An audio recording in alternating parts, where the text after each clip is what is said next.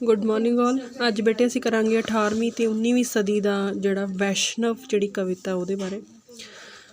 वैष्णव जिहड़ी कविता 1701 तो 1900 तक इहदा जिहड़ा सेंट्रल जिहड़ा इहदा टॉपिक है वो कृष्ण भगती नाल संबंधित है। इस दे विच की हुंदा कि जिहड़ा कवि हैगा वो कृष्ण भगवान दे बारे, उन्हां दी परसनैलिटी, उन्हां दे व्यक्तित्व बारे, उन्हां दियां लीलावां बारे अपनी जिहड़ी शरधा भावना प्रगट करदा, मतलब उन्हां बारे लिखदा है वो।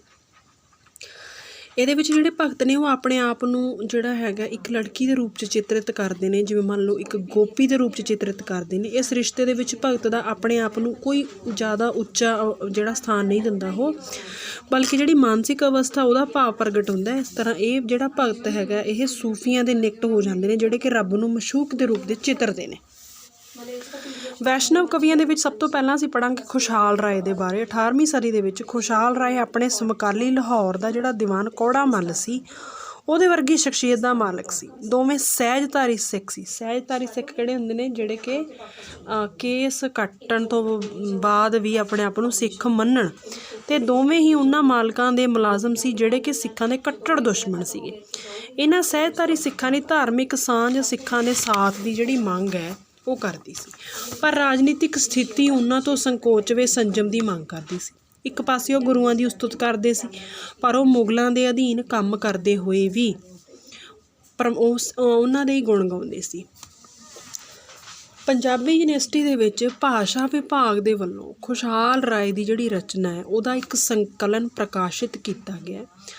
इहदे विच उन्हां ने जिहड़ी लैंगुएज है वो ब्रज, फारसी, हिंदी ते पंजाबी दे विच जिहड़े उन्होंने विशन पदे लिखे ने वो सारियां चीज़ां उहदे विच इकट्ठियां कीतियां गईयां ने। इन्हां दा जिहड़ा संकलन है जिहड़ा है वो 63 रागां दे विच वो रचिया गया। ते अमोल सिंह दे अनुसार वो राज कवि सी ते उहने तरीख ए मुहम्मद शाही की रचना की। किहदी गल कर रहे हैं असीं? खुशहाल राय दी। खुशहाल राय की जिहड़ी कविता उहदे विच गुरुआं दी उस्तत तो इलावा कृष्ण लीला नूं भी पेश किया गया ते नाल मुहम्मद शाह रंगीले दे गुण भी गाए गए। उन्हां नूं कृष्ण दी जिहड़ी हैगी है वो खिच हुंदी है ते उहदे बारे वो लिखदे ने। विशन पदियां तो इलावा खुशहाल राय सिद्धा कृष्ण दे गुण गाउंदे ने ते उहनूं सदा ही प्रतख शरीरक रूप च चित्रते हैं। प्रतख शरीरक रूप मतलब है जो चीज़ सानू अपने सामने स्पष्ट दिसती होवे। इस तरह के गायन के नाल शुद्ध कृष्ण कवियां दे विच शामिल हुंदा, भावें वो नाल बहुत सारे है ना भी जिवें आपां कह लईए गुरु साहिबाना दा नाम लैंदा है, उन्हां नूं ध्याउंदा है जां उन्हां दी उस्तत करदा है, उस तरह ही वो कृष्ण जी बारे लिखदा है।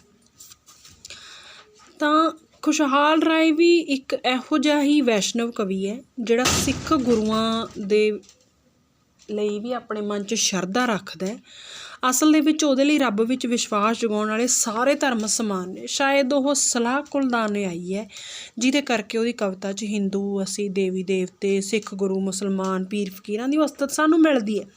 खुशहाल राय दी कविता च कृष्ण दे प्रेम लीला दा वर्णन खुल के किया गया ते भरम पाउंदा कि शायद वो रचना मुहम्मद शाह रंगीले ने जिहड़ी है वो गाई होवे। पंजाबी दे विच लिखे विशन पदे विच इन्नी खुल नहीं जिन्नी हिंदी ते ब्रज विच लिखे विशन पदियां दे विच सानूं मिलदी है।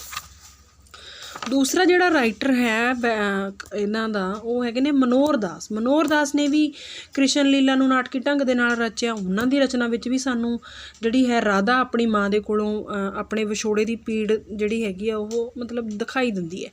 कृष्ण पूरे जलौ दे विच उहदे सामने प्रगट हुंदे ने ते राधा उन्हां दा गुण गायन करदी जिहदे बारे मनोहर दास लिखते हैं। अगले कवि है माधो दास। माधो दास जी ने भी अपनी कविता दे विच कृष्ण की उन्हां दी सुंदरता, उन्हां दी महिमा बारे लिखिया। वो कृष्ण की सरीरक सुंदरता का वर्णन करते हैं। उहदा प्रेम संसारक प्रेम नहीं सगों पवित्र है। माई नी नंद लाल ने डिठा वलसू वंगालिया, अखड़ियां दे कोल टहकण भौरा भौरा सुकाले। माधो की कविता च कृष्ण दीयां शरारतां, गोपियां नाल उहदी प्रेम लीला सारा कुछ दिखाया है। अगले राइटर हैगे ने पवन दास। पवन दास भी ने भी जिहड़ी अपनी भगती जिहड़ी है उहदे विच उन्हां दी जिहड़ी मनोस्थिति वो सानूं स्पष्ट हुंदी है, जिहदे तो भगत दी प्रभु दे टाकरे नाल हेठ लिखी जिहड़ी स्थिति वो पता लगदी है। उहदे मन विचली कृष्ण दी मूर्ति रांझे नाल मिलदी जुलदी सानूं दिखाई दिंदी है। ਸੂਫੀ ਸ਼ਬਦਾਵਲੀ ਤੇ ਬਿੰਬਾਂ ਦੀ ਬਹੁਤੀ ਵਰਤੋਂ ਇਸ ਗੱਲ ਦਾ ਪ੍ਰਮਾਣ ਹੈ ਕਿ ਉਹ ਅਨੁਭਵ ਦੀ ਤੀਖਣਤਾ ਤੋਂ ਪ੍ਰੇਰਿਤ ਨਾ ਹੋ ਕੇ ਉਸ ਚੇਤਨਤਾ ਦਾ ਸਬੂਤ ਨਹੀਂ ਦਿੰਦਾ ਜਿਹੜੀ ਮਹਾਨ ਪਰੰਪਰਾ ਨੂੰ ਗ੍ਰਹਿਣ ਕਰਕੇ ਮੌਲਿਕਤਾ ਦੀ ਉਡਾਨ ਭਰਦੀ ਹੈ, ਸਗੋਂ ਪਰੰਪਰਾ ਦਾ ਸੌਖਾ ਰਾਹ ਫੜਦੀ ਹੈ। ਭਵਨ ਦਾਸ ਮੁਰਸ਼ਦ ਨੂੰ ਪੱਖ ਪ੍ਰਦਰਸ਼ਕ ਤੇ ਆਤਮਿਕ ਵੈਦ ਬਣ ਕੇ ਲਿਖਦੇ ਨੇ। ਅਗਲੇ ਰਾਈਟਰ ਹੈਗੇ ਕੇਵਲ ਰਾਮ। ਕੇਵਲ ਰਾਮ ਨੇ ਵੀ ਆਪਣੀ ਕਵਿਤਾ ਦੇ ਵਿੱਚ ਰਾਮ ਪ੍ਰਤੀ ਵਿਸ਼ੇਸ਼ ਸ਼ਰਧਾ ਪ੍ਰਗਟ ਕੀਤੀ ਹੈ। ਉਹਨਾਂ ਦੀ ਕਵਿਤਾ ਦੇ ਵਿੱਚ ਪਹਿਲੀ ਵਾਰੀ ਰਾਮ ਦੇ ਨਾਂ ਨਾਲ ਸੀਤਾ ਦਾ ਨਾਂ ਵੀ ਆਉਂਦਾ। ਉਹਨਾਂ ਨੇ ਆਪਣੀ ਕਵਿਤਾ 'ਚ ਕ੍ਰਿਸ਼ਨ ਨੂੰ ਵੀ ਅੱਖੋਂ ਓਹਲੇ ਨਹੀਂ ਕੀਤਾ। ਕ੍ਰਿਸ਼ਨ ਸੰਬੰਧੀ ਲਿਖਦਿਆਂ ਹੋਇਆਂ ਹੋਲੀ ਦੇ ਮੌਕਿਆਂ ਉੱਪਰ ਗੋਪੀਆਂ ਨਾਲ ਰਚਾਈ ਰਾਸ ਲੀਲਾ ਬਾਰੇ ਉਹ ਲਿਖਦੇ ਨੇ। ਕਹਿੰਦੇ ਜਿਸ ਰਾਮ ਨਾਮ ਲੀਨਾ ਤਿਨ ਜਨਮ ਸਫਲ ਕੀਨਾ ਕਾਮ ਕ੍ਰੋਧ ਲੋਭ ਮੋਹ ਇਹ ਬਹੁ ਕਮੀਨਾ ਇਨ ਤੇ ਪ੍ਰਭੂ ਰਾਖ ਲਿਆ ਸਾਹਿਬ ਪਰਬੀਨਾ।